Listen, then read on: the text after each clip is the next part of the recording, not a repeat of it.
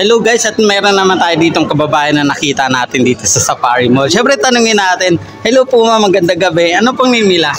Athena. Athena. Ma'am, ilan taon na kayo dito sa Qatar? Wala pa akong isang taon eh. Ilang buwan na pa lang kayo rito? Mag-isang taon ako sa March pa. Sa March, so next year pa. So ano pong work po ninyo dito Sa ma'am? salon kami. Nasa salon.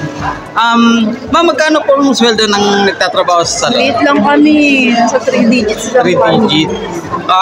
Since bago pa lang po kayo, so ano po yung nakikita niyong paraan para makaipon?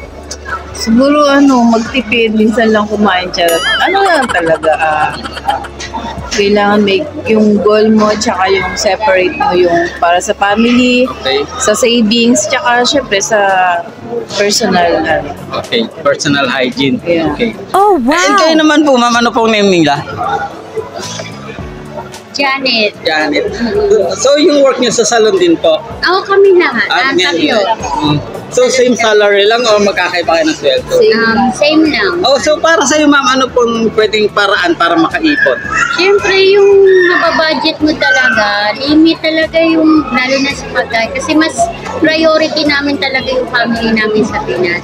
Okay. Siguro, para sa akin, minamanage ko muna yung gagastasin ko, lalo na sa grocery, nakatotal talaga, and then, yun lang. At saka nangangapa pa kasi gawa ng bago. Bago pa lang.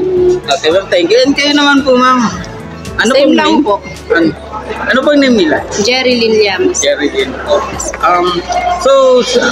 Ano po yun? Since napalas kayo ng work and same salary lang din, so para sa'yo, ano yung paraan para makaipon dito sa abroad? Simple lang din. Ay pare-pares lang kami ng kumain nito, Kailangan todo tipid talaga.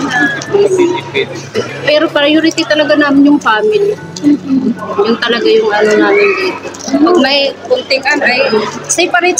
Ito family, ito pang hygiene, ito pang So may Pero wala muna mga gala, mga ganyan. Wala, super tipid. Ano lang. So married kayo sa Pinas, sa mga asawa? Single na. Single. Kayo rin ma'am, single ma'am ka rin. Single pero double na. Shoutout sa mga single mom dyan.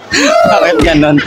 So ma'am, sige, ito na lang katanungan. Bakit palagay niyo yung mga single ma'am mas pinipili mag-abroad kaysa magtrabaho sa Pinas? Sa'yo po. For me kasi kaya ako nagpunta dito, stable yung salary. Okay. Unlike sa Pinas, sideline or freelance, gano'n. Kasi sa Pinas, freelance din ako. Pero kailangan ko kasi yung stable na monthly salary.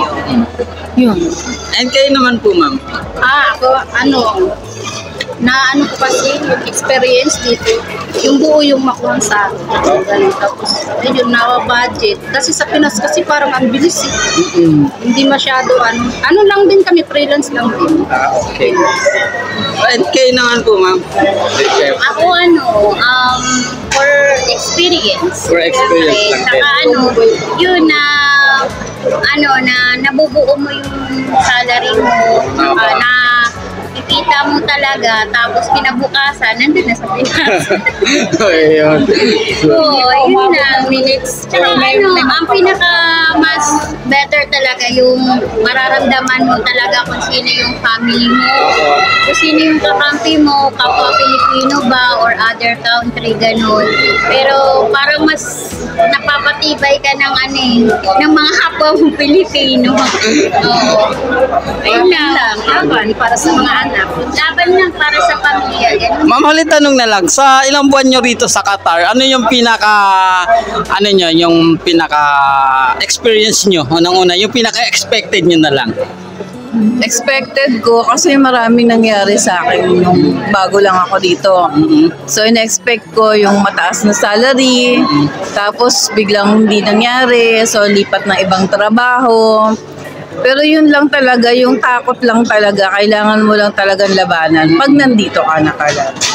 So, yun lang talaga. Kailangan mo lang, sarili mo lang din. Yun. So, you mean, nung sumampa ka dito sa Qatar, natuto kang maging matapang. Gano'n.